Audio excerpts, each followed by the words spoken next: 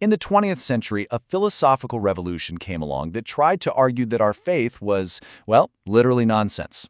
But what started as a full-blown attack on belief actually ended up giving Christian thinkers some of their most powerful intellectual tools.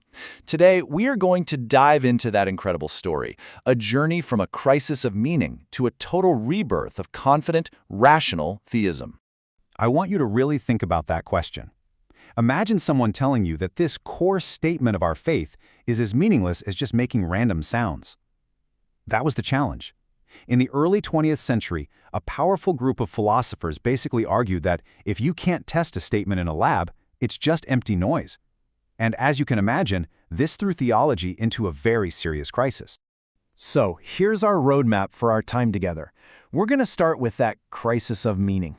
Then, we'll see how a philosopher named Wittgenstein offered a way out with his idea of language games. From there, we'll look at Quine's web of belief, which really blew the doors open for truth claims, leading right into the rebirth of theism.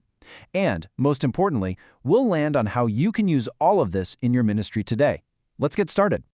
Okay, so our story begins with this movement called logical positivism. You can think of them as intellectual house cleaners. They were armed with science and logic, and they wanted to get rid of any statement that they thought was just clutter. They came up with a brand new and very strict standard for what could even be considered meaningful. The positivists, led by guys like A.J. Ayer, champion what they called the verification principle. It's pretty simple, actually. For a statement to have any meaning, you have to be able to verify it through your senses. See it, test it, prove it. So, water boils at 100 degrees Celsius? Yep, that's meaningful. You can test that. But a statement like, God created the universe, since you can't prove that in a lab, they concluded it wasn't true or false, it was just meaningless. Like, literally nonsense. And then the philosopher Antony Flew came along and sharpened this attack even more with his falsification principle. He asked this incredibly pointed question. What he was getting at was this: if there is absolutely nothing, no event, no evidence, that could ever prove your belief false, then your belief isn't really saying anything meaningful about the world at all. It was a direct and very powerful challenge to every single person of faith. So, just when it seemed like religious language was on the ropes, an unlikely hero shows up, Ludwig Wittgenstein, and he completely changed the conversation. He basically argued that the positivists were, to put it simply, playing the wrong game entirely. Wittgenstein's big idea was what he called language games. He said meaning isn't some fixed scientific thing. Instead, language works like different games. The word run means one thing in politics, something else in a computer program, and something else entirely in a marathon. You can't judge one game by the rules of another. It just doesn't make sense. This quote right here gets to the absolute heart of his project. Wittgenstein was telling philosophers to stop searching for some abstract universal meaning for words and instead just look at how real people use them in their everyday lives. He wanted to ground philosophy back in the real world, back in our communities. So for Wittgenstein, the Christian community is what he'd call a form of life, and it has its own language games. The meaning of God as love isn't found under a microscope. It's found in the life of the church, when we worship, when we pray, in the way we disciple one another. Inside that context, our language isn't just meaningful, it's incredibly powerful. Now, Wittgenstein saved religious language from the charge of being nonsense, and that's a huge victory. But, and this is a big but, his approach created a new problem. He very carefully avoided the question of truth. See, it's one thing to say our language is meaningful to us, inside our community.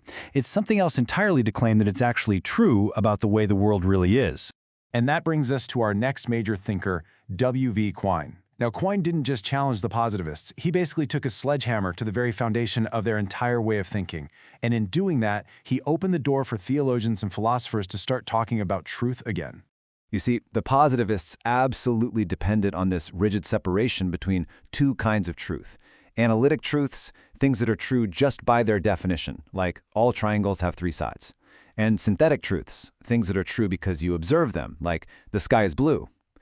Quine came along and argued that this sharp distinction, it just doesn't work. It was a revolutionary idea that collapsed the wall the positivists had built. Instead of separate, disconnected facts, Quine gave us this powerful metaphor, a web of belief. He said that all of our beliefs, everything from science and logic to history and, yes, even our religious convictions, are all interconnected. They form this massive, coherent fabric. this system that we test against reality as a whole, not just one little thread at a time. And here's the crucial point, the real game changer. You can no longer just pull out a single religious belief, like the resurrection, and dismiss it because it's unverifiable. Why? Because it's part of a much larger, coherent worldview, a Christian web of belief that makes sense of the world. Quine made it intellectually possible again to argue for the truth of the whole system.